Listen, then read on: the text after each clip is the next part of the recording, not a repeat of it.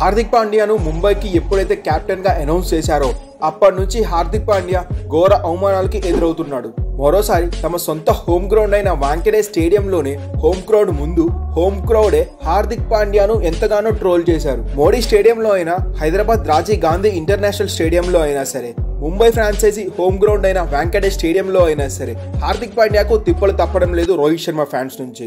ఎక్కడ చూసినా హార్దిక్ పాండ్యాపై వ్యతిరేకతనే కనిపిస్తుంది. తాజాగా ముంబై ఫ్రాంచైజీ హోమ్ గ్రౌండ్ అయిన వాంకెడే స్టేడియం వేదికగా సంజు శాంసన్ అలాగే హార్దిక్ పాండ్యా ఇద్దరు టాస్ వచ్చిన సమయంలో కామెంటేటర్ అయిన Sanjay, ladies and gentlemen, give a big round of applause to Mumbai captain అంటే వాంకెడే స్టేడియంలోని ఫ్యాన్స్ అందరూ ఒక్కసారిగా బూ అని మొదలు పెట్టారు. రోల్ చేయడంతో దానిని గమనించిన సంజయ్ బిహేవ్ అంటూ ఆడియన్స్ కు సందేశం ఇచ్చాడు. అయినా మరోసారి గట్టిగా ఆడియన్స్ అందరూ బూ అని మళ్ళీ ట్రోల్ చేశారు. అయితే దీనిని గమనించిన హార్దిక్ పాండ్యా చిన్నగా స్మైల్ ఇచ్చాడు. కానీ హార్దిక్ పాండ్యాకి మాత్రం వ్యతిరేకత అయితే బాగానే ఉంది, ముఖ్యంగా రోహిత్ శర్మ ఫ్యాన్స్ నుంచి.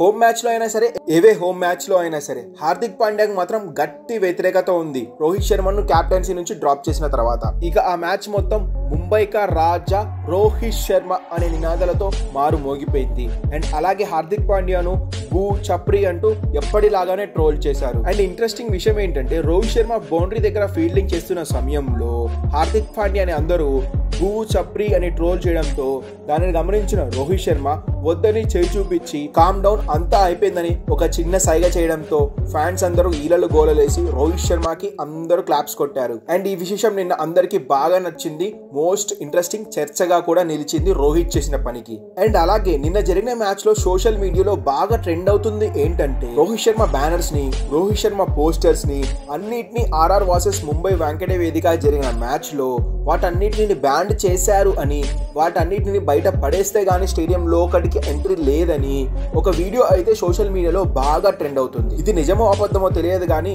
మొత్తానికైతే ఈ వీడియో అయితే క్లియర్ గా ఉంది. ఇన్ కేస్ ఇదే కనుక రైట్ అయితే ఒక ప్లేయర్ కి మాత్రమే ఎగ్నెస్ట్ గా రూల్స్ ఉంటాయా అంటే ఇది క్రికెట్ లో ఫస్ట్ టైం అవుతుంది. And shameful to Mumbai franchise అలాగే ముంబై క్రికెట్ అసోసియేషన్. ఒక ప్లేయర్ ని ఇంతలా వేధించడం సరికాదని నా ఒపీనియన్. గైస్, ఈ వీడియో మీకు నచ్చినట్లయితే ఒక లైక్ చేయండి. మరిన్ని ఇంట్రెస్టింగ్ క్రికెట్ అప్డేట్స్ కోసం మన ఛానల్ ని సబ్స్క్రైబ్ చేయడం మాత్రం మర్చిపోకండి. Thanks for watching our video.